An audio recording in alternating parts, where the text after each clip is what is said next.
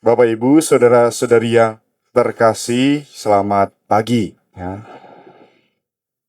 Saya tinggal di Biara ya bersama para pastor yang lain. Ada seorang pastor yang hobinya melihara ayam. Ada ayam kutu, ya, ada ayam cekal, ya, ada ayam kate, ada juga ayam mangkuk. Dan setiap hari pastor ini kasih makan kepada ayam-ayamnya. Ya. Dan suatu hari ayamnya ini bersuara terus, si ayam betina ini.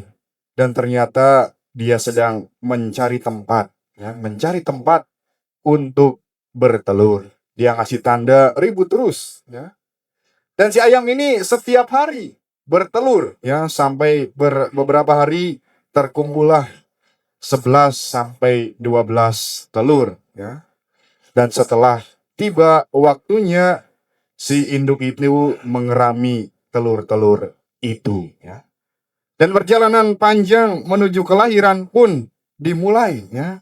Anak ayam yang belum menetas beratnya hampir sama kira-kira dengan berat udara.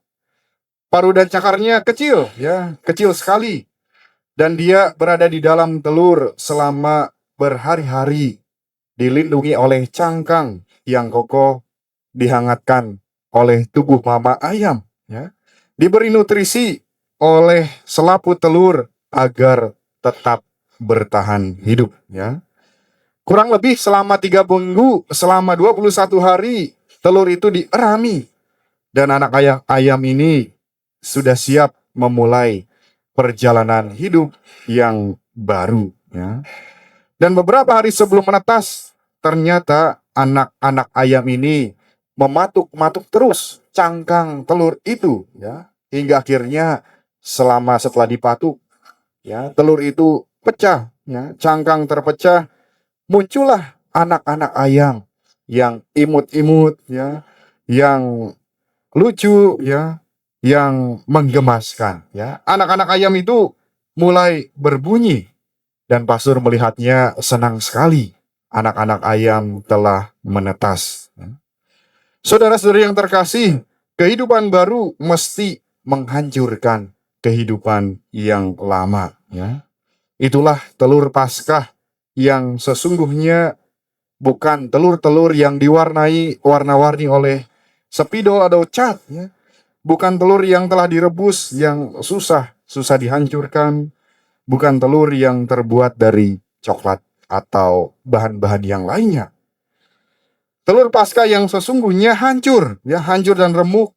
Telur Paskah yang sesungguhnya ada pecahan-pecahan, ya, retak dan terbuka, keluar dari tempat gelap dan sempit menuju tempat terang, ya. Dan kita juga seperti anak ayam berusaha berjuang, ya, dari kehidupan yang lama menuju kehidupan yang baru. Diterangi harapan, dihangatkan cinta dan pengertian. Tentu saja kita berharap hidup yang lebih baik dari hari ke hari, ya. Saudara-saudara yang terkasih, pada hari Jumat Agung setelah Yesus wafat, ya, kita melihat banyak sosok, ya. Salah satunya adalah Yusuf dari Arimatea. Dia adalah seorang Farisi yang sangat kaya, anggota dewan, dan pengikut Yesus diam-diam. Dia sangat kagum kepada Yesus, ya. Dan Yusuflah yang meminta kepada Pilatus, meminta jenazah Yesus setelah penyalibkan, dikuburkan di makam keluarganya. Dan Yusuflah yang menyediakan makam itu, ya, untuk penguburan Yesus.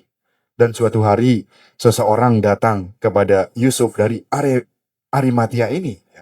Hai Yusuf, itu makam yang begitu indah, mahal, dipahat dengan tangan. Mengapa kau memberikannya kepada orang lain untuk dikuburkan, bukan untuk keluargamu?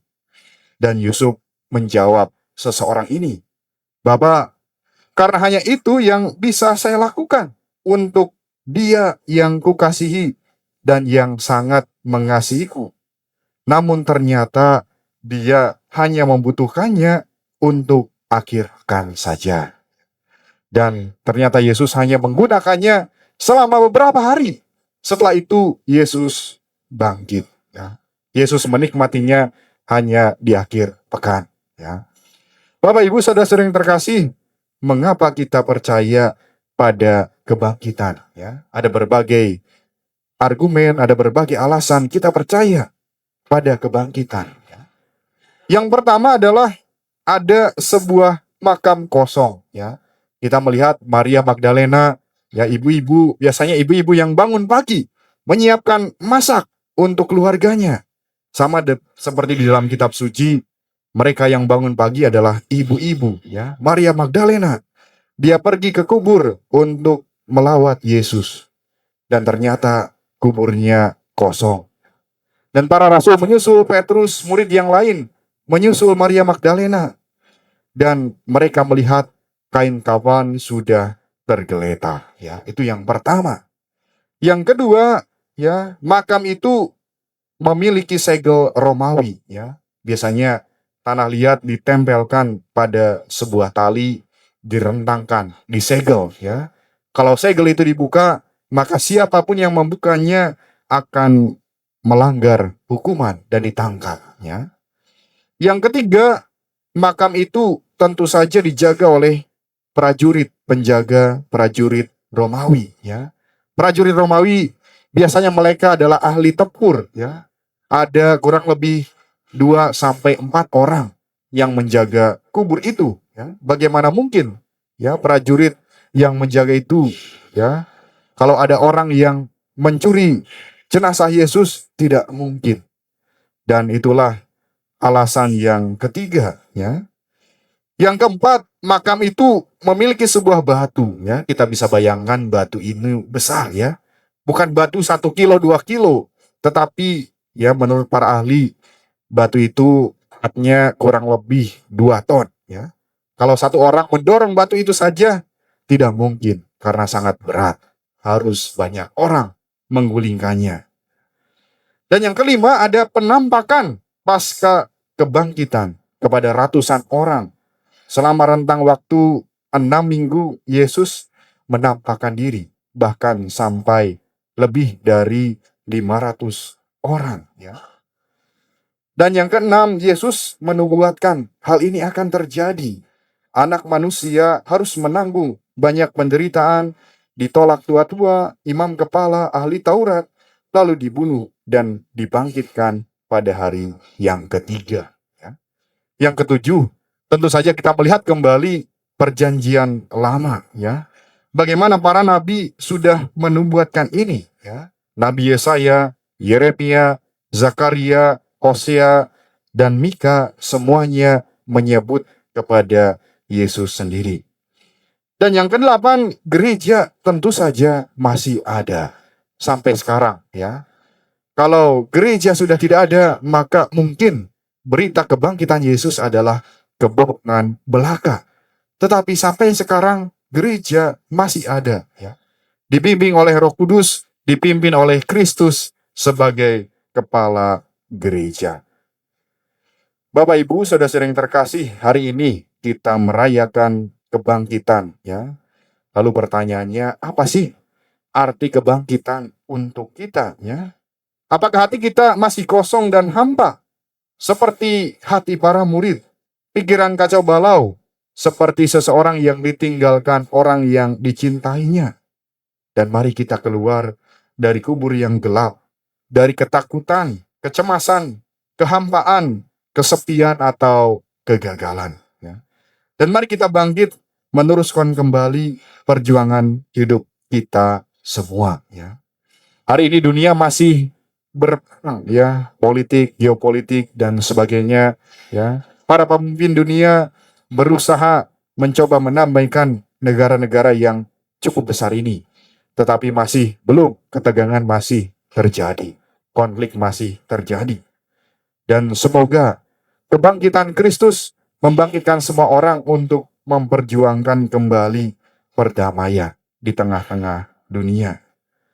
Bapak Ibu, saudara-saudara yang terkasih, semoga peristiwa Paskah tahun ini mengubah hati kita, ya, mengubah pikiran kita kembali, memperbarui arah hidup kita yang lama menuju kehidupan yang baru.